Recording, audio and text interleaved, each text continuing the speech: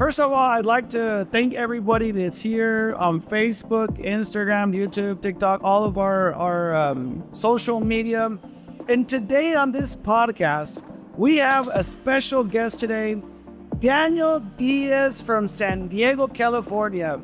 Daniel Diaz, what's the name of the financing company, your company? Small Business Lending Source. Okay. Tell us a bit about now the history of your business and your background. Sure. I've been in the financing space since 2005. I own a marketing company since then. 2013, I seen there was a real need for a company out there that supply not only did hard money type loans. They needed that somebody needed to come out there and offer other products like SBA loans, equipment, term loans, SBA loans. So we're really a one-stop shop for anything that a business needs in regards to business financing. But one of our main focuses is equipment financing.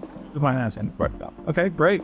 So today in this podcast, I'm going to be switching back and forth for both of our audience in English and Spanish.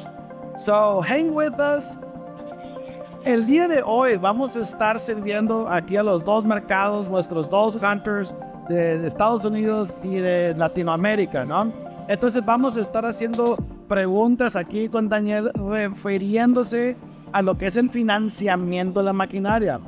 Today we're going to be talking about equipment financing. This West Coast tour kicked off in Yuma, Arizona. We've been in Las Vegas, now here in San Diego. And one of the big questions is financing, equipment financing. How do I get financing? What's the process? Right. And so that's what we're going to be talking about today. And so there are going to be questions being thrown at us as far as we'll be starting off in Spanish, and then we'll be going back and forth. We'll be talking in English. Okay. And I'll be going back and forth in Spanish. So sounds good. Vámonos. The first question, we're going to dive right into it. Okay. All right. So the first question is, what does heavy equipment financing refer to? Like, what does it all entail? It's the ability to a business owner to, not get a tax write-off on the piece of equipment, not over leverage himself in regards to putting a lot of money out there in regards to the actual piece of equipment. And it's a really simple process. So, a lot of banks don't do it. Since we specialize that, it's an application, proof of business, and credit, in regards to like business credit to see if it's an established business, and you can have an approval within 24 hours. So it's a really easy process. Just a lot of people don't realize how easy it is, and a lot of banks, just for whatever reason, they just don't offer it. So I think summarizing it up, it's really you're providing, or it's the equipment financing is really tailored to that niche, because like you say, the big financing companies, they don't touch it as much, or maybe there are more roadblocks in that area, right? Well, yeah. I mean, you're not going to go to like Chase Bank and call them and, hey, I need to finance this heavy piece of equipment. Most of the time they just don't. They don't touch it. Yeah, they don't touch it. They just don't know what they're doing. They're more focused on home loans or an SBA loan maybe, or something like that. In regards to equipment, they're just not knowledgeable in the on the subject. So and that's where we come in. Okay, nice. So ahora sí, voy a traducir aquí lo que nos está comentando Daniel sobre lo que es la referencia de qué significa lo que viene siendo el financiamiento de maquinaria pesada, ¿no? Y como comenta aquí, es muy nicho. Los programas que existen, igual que se está especializando su empresa, viene siendo lo que los otros bancos grandes, los tipos de financiamiento que ellos no entran en este tipo de financiamiento, muy especializado con equipo. No vas a ir a un Chase Bank, no vas a ir a un Wells Fargo a poder pedir un préstamo sobre un equipo pesado, y más pesado y usado. Entonces, aquí es donde están esos especialistas que entienden la idioma y que tienen los programas disponibles para que el proceso sea tan sencillo como para un préstamo regular, vaya, ¿no? Entonces, eso es, ahora sí yo pienso que quita la complejidad en sí de lo que viene siendo el financiamiento de la maquinaria pesada, ¿no? And so, the question here, Daniel, next is who qualifies? And then, like, how do they qualify for it? You know, how is that avatar? How is that, Right. you know, that person look like? And how does their process look like, right? Right. So if it's a brand new business, typically somebody that's calling in, they have, they're just setting up a business. They need to have something, a company structure like an LLC or corporation. From that point, it's going to be 100% based upon their credit. It's a brand new business, so they have no track record to say if they're going to be able to pay anything back. My advice to those people, if they don't have the collateral to put up, then they're going to want, and they need to have really good credit. They want to stick to something under like 50,000. So it's possible for a startup to get equipment, but I always say start on the lower end, under 50. Somebody that actually has a business, they've been in business for a minimum of 1 year. They're bringing in revenue of at least $100,000. They have, credit score needs to be around 580 and above. Business credit wise, it doesn't really make a difference. They can get approved for, a few $100,000 right off the bat. So, obviously the better the financials, better credit, if they have established business credit, they can, I've done financing, up to, over $1 million. So, and you can finance anything. I mean, you could finance a Mercedes if you wanted to for underneath the company name, anything under like a certain weight, over a certain weight limit, I believe it's 4,000, you can finance that, if it's like, as long as it's going to be used for your business. Okay. Well, let's summarize that. How do we summarize that up? So I'm going to try to summarize it, right? So practically, I mean, it's because we have the understanding is like when we go for personal finance, right, that you need to have like already like a lot of credit. Yeah. You need to have like a excellent credit score. Right. But when it's construction finance or heavy equipment financing, it's based off the business score. Right. And you don't necessarily need to have all the credit like established. Right. Number one. And as long as you have, decent credit, right? Like personally, right? Yeah, by 580. I mean, which is not not the greatest, but that's that's something that in other places you couldn't give. It would automatically. It would be automatically out. Right. So with, okay credit and having your and so another big thing is here to something that, I mean, this is also, I'm educating myself along also.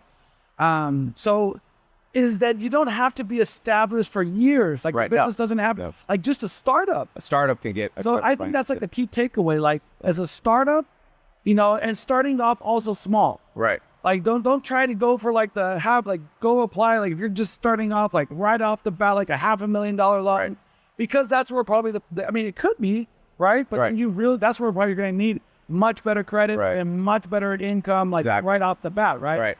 But for those that who are barely starting off, start up small. Yes. So starting off small, even with small credit, it's easy to get your foot in the door. Right.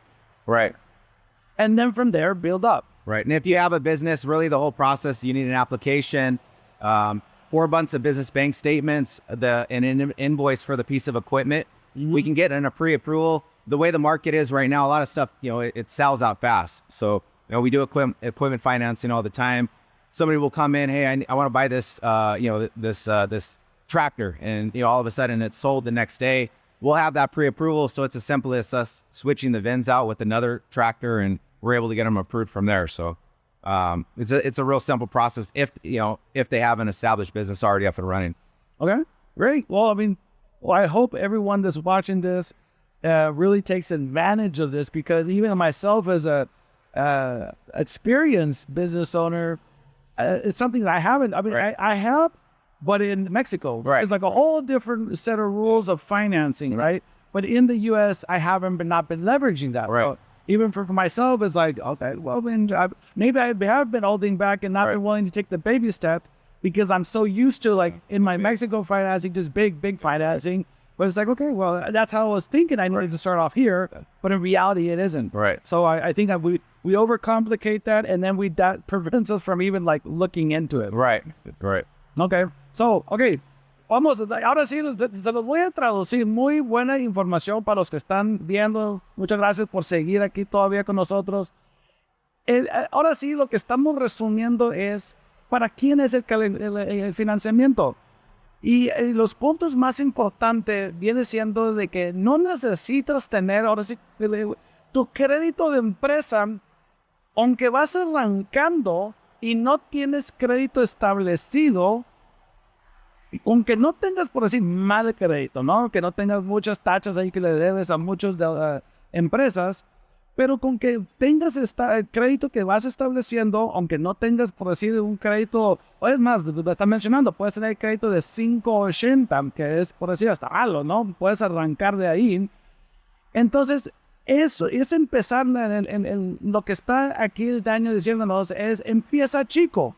Empieza con un préstamo de $50,000, una unidad de $50,000, y de ahí ya vas evolucionando tu crédito, porque para entrar en ese rango no hay complejidad para poder entrar. No ocupas tener tu empresa establecida por mucho tiempo, puedes ir arrancando luego, y no se fijan ya tanto en lo que es tu crédito personal. Entonces, eso fue una de las principales claves de lo que estoy tomando aquí el daño.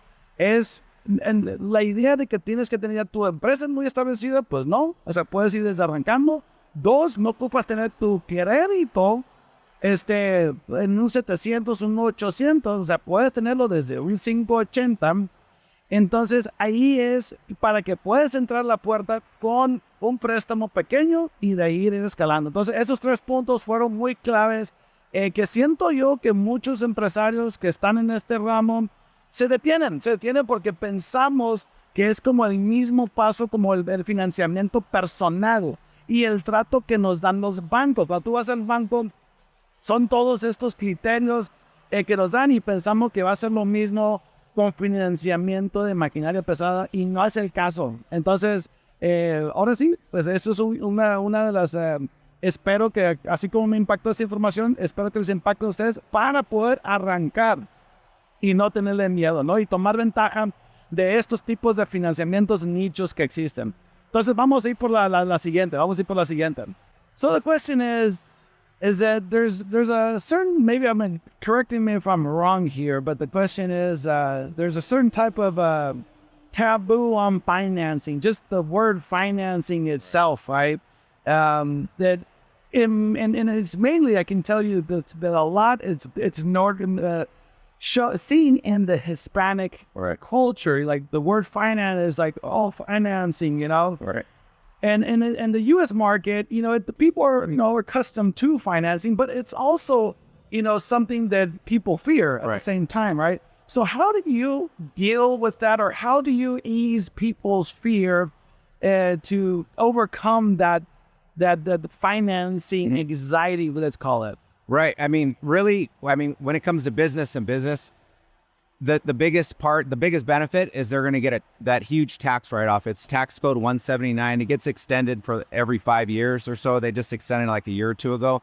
They can literally write off 100% of the cost that, of the actual piece of equipment as it depreciates over time. So let me hold real quick, just because I'm also getting educated at the same time, right? Because I'm used to buying cash. I'm bootstrapping. We have financing, but everything's done with their own finances, and so it's so when people, let's say I go pay, or a company and they go pay cash, which a lot of Hispanics do here in this market. They'll just go pay cash for stuff. They'll save up and buy cash, right? So when they buy cash, they don't get the tax write-off. Right. No. How much of a tax? Do you get it, but it's like spread over more of a time, or what's the difference? Like they can, though, when they buy a cash, then they can get, they're putting out a huge chunk of money. I mean, you could use it for marketing. You could use that money to buy, other pieces of equipment. If let's say they're financing it and they need to put a deposit down. Some of it's 100%. Some of the equipment you can zero down, and they could take, $100,000, $200,000 piece of equipment. Others, dependent upon credit and financials, they can, they'll have to put like anywhere from like 10 to 20% down. So, I mean, imagine rather than, spending $200,000 or $300,000, even if you had to put 10% down, how many pieces of equipment, it really comes down to how much does that piece of equipment make you. So then that's where financing comes in place. If it makes sense, you can finance, let's say 10 pieces of equipment and make that much more money versus buying that one piece of equipment in cash. Plus, you're getting that entire write-off as well. So, I mean, it just makes sense all around to use It's all like a lot of these large Trucking companies, you usually see them buying truck after truck after truck just because it's the bank's money. They're using the bank's money. It's kind of the same thing with as with real estate. You're using somebody else's money to make you money. So it's a no-brainer all the way around on why you should use equipment financing. Okay, great. Well, that's some good takeaways. I want to just stop here real quick just to kind of emphasize those points. Tax code, what was it? 179. 179. Tax code 179. And that's new to me too. Right. Tax code here in the U.S. So taking leveraging, leveraging, being able to, the tax write-offs, leveraging, and being able to really expand. Right. So those are like the key things that you help your clients see or the people see, like the benefits of this. Right. So that they can see the bigger picture. Exactly. So anytime anybody does any type of financing with me, I always try to provide extra value. If it's equipment, I have a whole template that I lay out to them. Hey, you need to just, I'm not a CPA. I do just business lending. So in regards to like the tax codes and, whatnot, I provide them a sheet. Hey, share this with your CPA, your accountant, just so that they know that you're going to be able to get a huge write-off for this piece of equipment, either right up front or over the next like 5 or 6 years, depending upon how long the actual equipment's financed. Okay, nice. Ok, muy bien. Pues aquí hay varios puntos. Refiriendo a lo que estabas diciendo, es cómo calmas la ansiedad de, por decir, del temor a financiamiento, el tabú del financiamiento, ¿no? Ok, entonces prácticamente aquí, digo, así como en bienes y raíces, no vamos a referirlo, se va al apalancamiento, ¿no? O sea, muchas veces, vamos a decir, el hispano es, ok, tengo el dinero, compro con lo que me alcance en mi cuenta, ¿no? Entonces, número uno es lo que hace ver aquí Daniel, es de manera de que, ¿qué podrás hacer realmente con esos recursos? En vez de comprar una máquina, esos fondos que tienes realmente te pueden alcanzar si quieres tú para 5 o 10 unidades, apalancando ya el financiamiento como enganches, ¿no? Número uno. Número dos, viene siendo los impuestos, el tax code 179 que estamos viendo el día de hoy. Ahora sí, pudiendo deducir cuando compres así directo, no estás teniendo todos los beneficios que cuando estás financiando, estás deduciendo de impuestos, ahora sí, esa inversión. Entonces, esas son las dos principales, pues ahora sí, ventajas que ahora sí van eliminando. Ahora sí, cuando vas plasmando esta información, el apalancamiento, igual con los ahorros en impuestos, ya vas viendo un escenario mucho más favorable y puedes ver los alcances que realmente tienes con tus fondos. Entonces, eso es de manera, pues ahora sí, como el financiamiento, como la empresa, pues ahora sí va reduciendo esa ansiedad y rompiendo esos tabús. Okay, so two things that he wants to know before we wrapped it up is, as far as like, number one is like, how would we summarize, or how would you summarize your service and deciding who you are, what describes you, number one, and then how we can contact you, which will have that information available. And then something that I would also like to, after that, get into real quick is also like some other maybe key things that, like right now we just kind of like went over the real basics of financing, which is, it might sound basic, but for like our followers, it's really big indeed. And so, but as far as like maybe some other thing, or like 1, 2, or 3 things that we're not seeing right here that's important to them. But let's start off right now with your company. I think that right now that's important, that we understand and we connect and we see what exactly is that, because we're going to be, the people who are watching this here, we're going to be connecting them to you so they understand, now who is Daniel, who is the equipment. You give us a little bit of insight here. Yeah, really, I'm a one-stop shop for anything, business to business. So if it's term loans, business credit lines, if it's equipment financing, anything that they need, you can come to me. My company website is smallbusinesslendingsource.com. We have a whole section that's just dedicated to equipment. They can go online, put some basic information in. It'll put them in contact with either somebody in my company, and somebody in my company. They speak Spanish as well, so that's fine. It's not just me. And then outside of that, it's they can also reach me on Instagram, which is smallbusinessfunder.com. Small business funder. Yeah. Thank you. Thank you. You go out there, get approved first, even if it's not the exact piece of equipment. That's why I always tell a lot of clients, even though this may be not the piece of equipment that you need, let's get you pre-qualified. Yeah. We'll get you pre-qualified on that piece of equipment. And let's say if it does sell or you don't decide you don't want that, it's easy for us to turn around and switch the VINs and get you into something new. How fast is that? Let's say you're pre-qualified and then like you got pre-qualified for one thing and then you got another piece, like to switch it and to be able to get this other piece, how quick is that done? Within a few days. It's really dependent upon how fast the person wants the equipment. I mean, we've done deals the very same day. A lot of times the holdup is actually with the sales rep at the dealership or wherever it is that they're looking to purchase. And it's not just dealerships that we work with. I mean, it could be private parties as well. So in regards to, outside of that, I would say in regards to like the rates and whatnot, rates, everybody knows rates are going up. So it's better to get approved now, or it's even better to get approved when you don't need it. If you're thinking about that piece of equipment, next year, and you're, for whatever reason you're waiting because you're trying to save up cash, it's better to get approved now for equipment because, rates are going up. And I always say it's like, when you need the money, that's when the banks are not going to approve you, so when you don't need it, that's when you try to go up full out and get as many approvals as you can in regards to if it's a term loan or a credit line or if it's a piece of equipment. Do when you don't need it. If you see the opportunity, go for it. So basically, preparation. Yeah, preparation. Preparation, be ready. Right. That's the key thing here. And it builds business credit. So it's not only, that piece of equipment's not only making you additional money, I mean, you're also building up business credit. So in the future, if you ever have something that's outside of that equipment for that business or even any other business, you can easily use that business credit that you established to cash flow whatever project that you have going forward.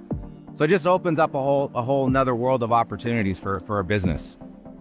Okay, great. So, pues aquí ya concluyendo este podcast, esta entrevista aquí con Daniel. Daniel, thank you. Thank you. Thank you for having me. For being here. Right. And I know this is going to be of great value for both of the markets, Hispanic, American, everyone here listening in. Right. Like I was telling right now, our Hispanic market is that a lot of times we give good information. Right. Like anything, you give good information. People are excited. Like they see the value. But what causes the inaction is also the underlying fear there still. Yeah. There's still that underlying fear. So that's why I'm telling, and that's why I'm reaching out and saying, okay, you guys got good information. Right. I hope you guys got the basic stuff here, but that's why we're here. You're here on the finance side. Right. We're here on the part to make sure that money is put to good use. Yes. You're getting good return on your investment with the equipment. Right. But that the thing is to overcome the fear is that's why we're here. Right. But that's going to take them to reach out, call, DM. They need to, you have to move. Right. And so that's why we're here inviting them to move, to contact us, and that we're going to make sure that the process, not just the purchase process, but the process from the beginning of being able to obtain the funds to getting the purchase. And also what we do is making sure that not just you make the right investment, but then the investments gets to you because we do, all of our equipment is here in US, Canada, Europe, and our buyers are all over the North, South America, and we make sure that they get the equipment. So it's from the very beginning, from the contact of the finances to the very end of the delivery, which we're here to secure. So, but the initial, that's why I invite you guys here, everyone, todos que están aquí, que se muevan, we'll call DM 2023. If you're looking to multiply, if you're looking to expand your operations, OPM, other people's money. It's done in real estate. Now, it needs to be broken. The taboo needs to be broken here in the heavy equipment industry. And that's where we're here. That's why we're here to help make sure that the process from A to Z flows. We're here. We've been doing this, for over 15 years. And that's why we wanted to make this information available to you, reach out to you, but now it's your turn. So, thanks a lot, Diaz. Thank you. Muchas gracias a todos. Facebook, Instagram, TikTok, Todos ahí, work it back. Ahorita vamos a regresar. Sold.